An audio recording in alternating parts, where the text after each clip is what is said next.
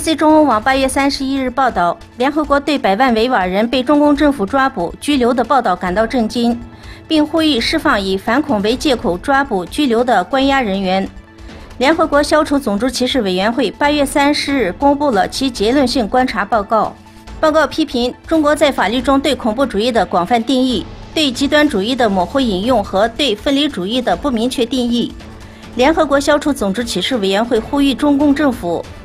终止在没有合法指控、审判和定罪的情况下进行拘留，立即释放目前在这种情况下被拘留的人员，提供被拘留者的人数以及拘留的公正调查。世界维吾尔大会副主席欧马尔·卡纳提在德克萨斯州休斯顿会见了罗兴亚穆斯林。在8月30日的会议上，罗兴亚穆斯林组织成员将穆斯林的大部分问题纳入美国穆斯林联盟的议程中，发挥了重要的作用。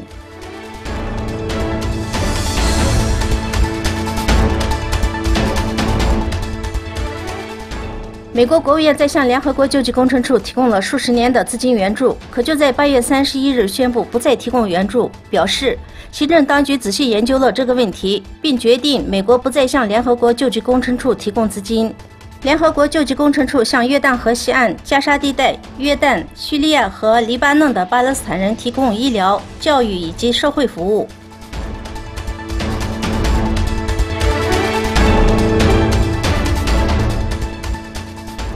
自从乌兹别克斯坦和吉尔吉斯斯坦之间的边境危机结束后，2018年上半年前往乌兹别克斯坦的吉尔吉斯斯坦游客人数已达到50万。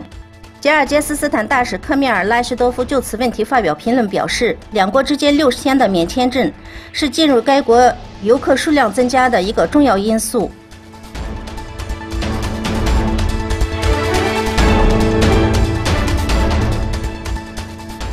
沙特阿拉伯计划在邻国卡塔尔的边境地带开发一条名为塞雷瓦运河，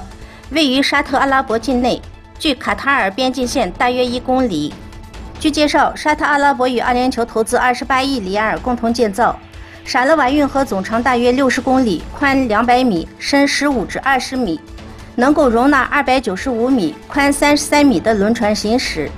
一旦运河开通，相当于把卡塔尔隔离阿拉伯半岛，不再与阿拉伯半岛陆地相连。卡塔尔位于海湾西南岸的卡塔尔半岛，唯一的陆地邻国是沙特阿拉伯。